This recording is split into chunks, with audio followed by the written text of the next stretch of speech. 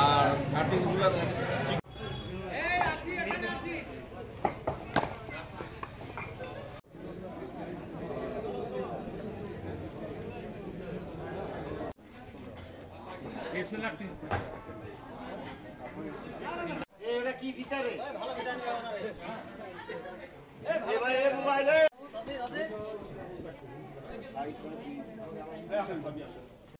তেল দিয়ে ধুইতে হবে কিছু না, কয়দিন পর ভিএলসিসি আবেদন করবে, ওরাই মুছে মুছে যায়।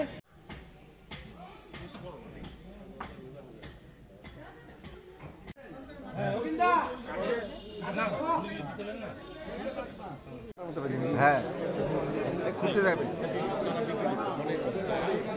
ওটা তারা তারা তো দেখতে পেয়েছেন, ইতিমধ্যে দেখেছেন যে অস্ত্রগুলো অনেক পুরাতন আর কি, কিছু জং ধরে গেছে, অনেকগুলো ভেঙেও গিয়েছে। তো প্রাথমিকভাবে একটা ধারণা করতে পারছি যে এটা অনেক দিনের পুরানো। এখানে ভদ্রলোক যিনি জায়গাটা কিনেছেন, তিনি বাড়ি করার জন্য তার লোক দিয়ে মাটি খুঁড়ছিলেন, মাটির ভিতরে একটা ট্যাঙ্কের ভিতরে পাওয়া গিয়েছে।